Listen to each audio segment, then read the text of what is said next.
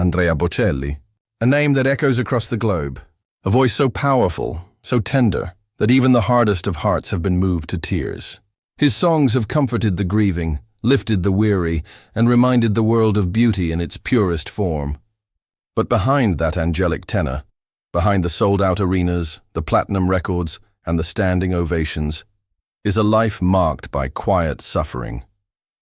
From the moment he was born with congenital glaucoma, to the tragic accident that took the last of his vision at just 12 years old, Bocelli's story has been written in both triumph and heartbreak. And now, at 66, as the world continues to celebrate his extraordinary career, new revelations paint a more complex and painful portrait, one of internal battles, family strain, public misunderstandings, and a private life that has long remained hidden in the shadows of his fame. He brought hope to millions, but few knew the depth of his loneliness. He was a symbol of perseverance, but few realized the price he paid to become one. Andrea Bocelli's tragedy isn't only in what he lost, it's in how deeply he felt, how silently he struggled, and how desperately he longed for a life beyond the stage. This is the story the world never heard, until now. Long before Andrea Bocelli captivated the world with his soaring voice, he was just a fragile boy growing up in a quiet village in Tuscany, Italy, born into a world that almost didn't want him. Doctors advised his mother to terminate the pregnancy, warning her that her child would be born with a disability. But she refused. Andrea entered the world with congenital glaucoma, a condition that left him with severely impaired vision from birth. His early years were filled with uncertainty, hospital visits, and constant medical interventions. Still, despite his visual limitations, Andrea found solace in music. It was more than a hobby. It was an emotional refuge. He learned to play piano by ear, then moved on to the flute, saxophone, and guitar, his tiny fingers fumbling along the ivory keys until they formed something beautiful. But just as his parents began to see glimmers of a bright future, tragedy struck. At age 12, while playing goalkeeper during a school soccer match, Andrea was hit in the face by a ball. The impact caused a cerebral hemorrhage. Doctors tried everything: leeches, surgeries, experimental treatments, but the damage was irreversible. Andrea Bocelli was now completely blind. It was a moment that could have destroyed anyone. But for Andrea, it became the defining fracture in his story, a crack where the light eventually got in. Still, those years following the accident were anything but easy.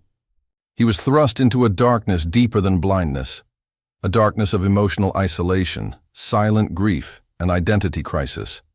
A boy who had already been born into limitation was now stripped of the last vestiges of normality.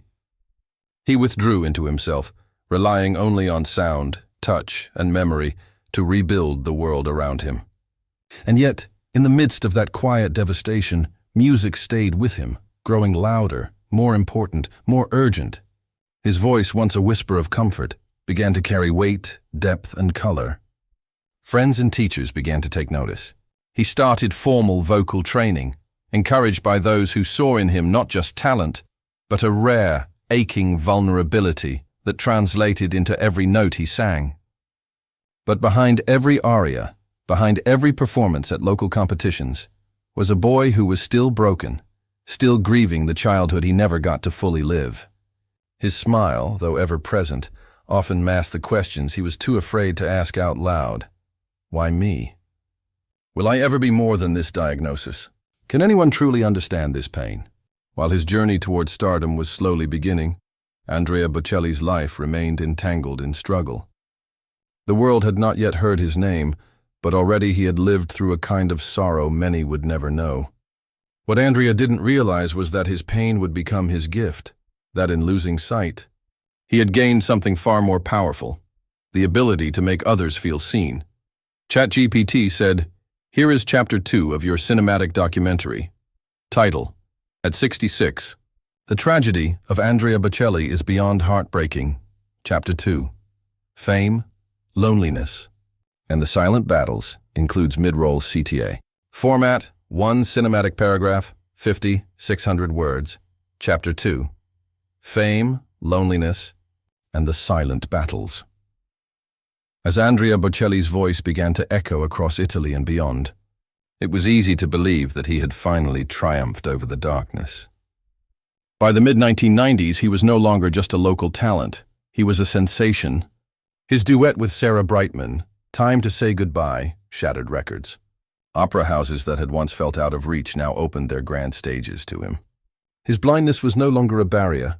In fact, to many, it added mystique to the magic of his performances.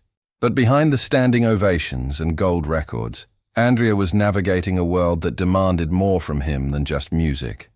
Fame brought with it a crushing loneliness, the kind that only grows louder when you're constantly surrounded by people who only know you as a symbol.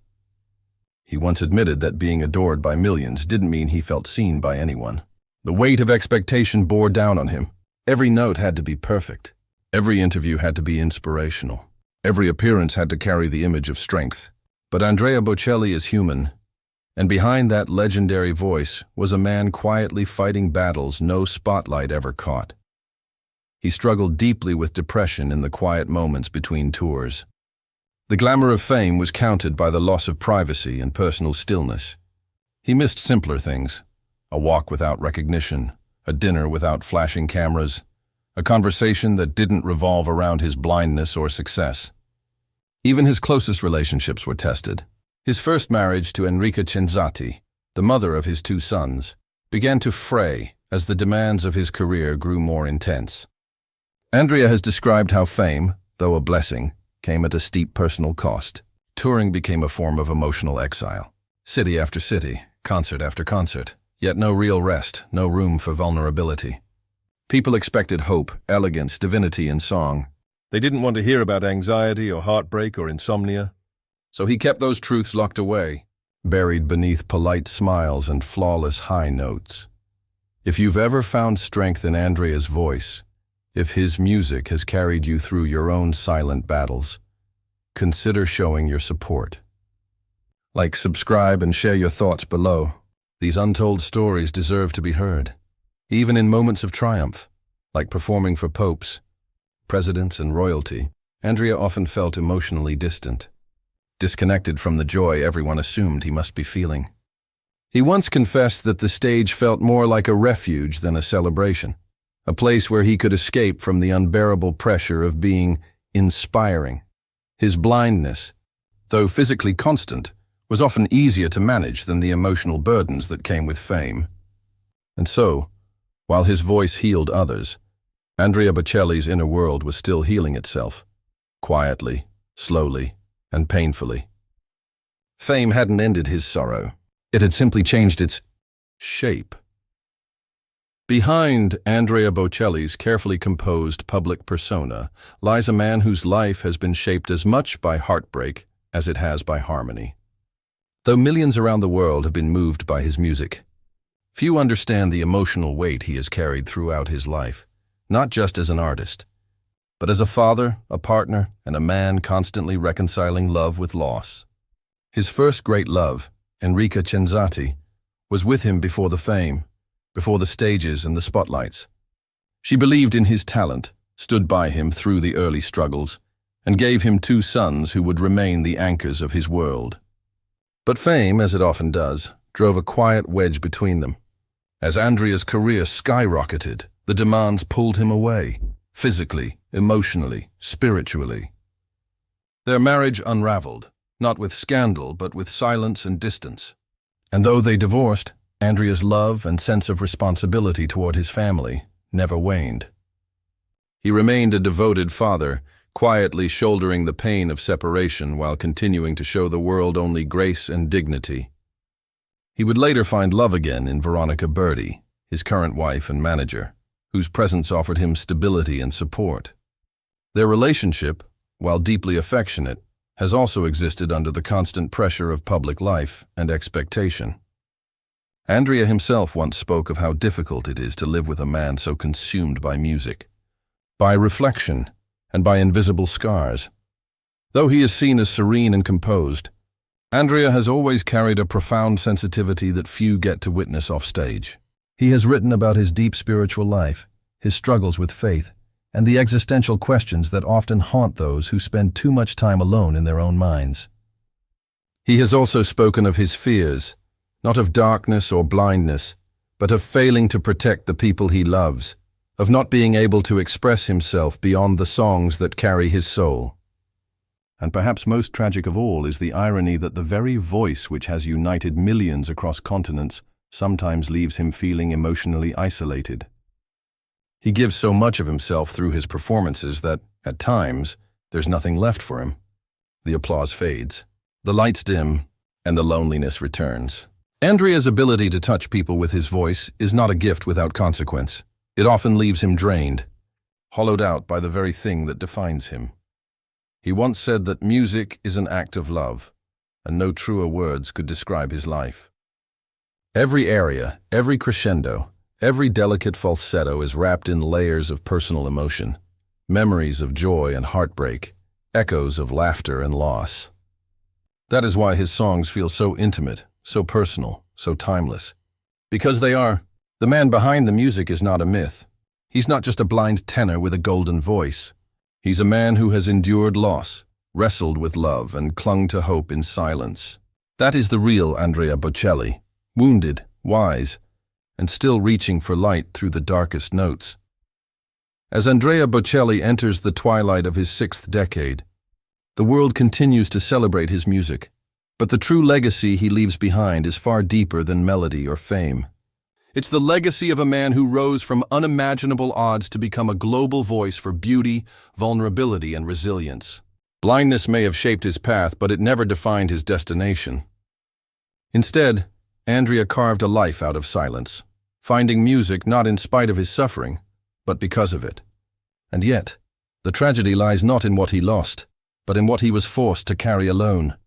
As applause roared and accolades poured in, Andrea often found himself in quiet rooms, wrestling with doubt, with the pressure of being a symbol, and with the pain of never being fully understood. There is something profoundly tragic in being known by the world, yet still feeling unseen. His voice, capable of shaking hearts and silencing crowds, often became his only means of connection. When he sang, he was honest. When he performed, he was free. But outside the music, the walls returned. Walls built by isolation, fatigue, and the persistent ache of trying to live up to what the world wanted him to be. It's easy to admire the legend, the tenor, the man who stood beside popes and presidents. But the real Andrea Bocelli, the one who cries in private, who questions his worth, who clings to his family for grounding, is the one who truly deserves our reverence. In recent years, Andrea has begun to open up more in interviews, not just about his blindness or faith, but about the emotional weight he has carried. He has spoken of aging, of mortality, of the legacy he hopes to leave for his children, not one of wealth or fame, but of compassion and courage. He wants to be remembered not just for his voice, but for his ability to feel deeply, to suffer quietly, and still offer the world something beautiful. That, in its essence, is the most heartbreaking truth of all. That Andrea Bocelli, the man whose songs have comforted the broken-hearted, has lived most of his life quietly nursing his own wounds. And yet, he never stopped singing, never stopped believing that there was value in his pain, never stopped showing up to the microphone, to the stage, to the world. His legacy isn't built on perfection. It's built on persistence, on the choice to be vulnerable, on the courage to feel deeply, even when it hurts. For all the tragedy that shadows his story, Andrea Bocelli's life remains a towering example of how suffering, when shaped by grace, can create something transcendent. A voice may fade with time, but what it carried, what it meant, will echo forever.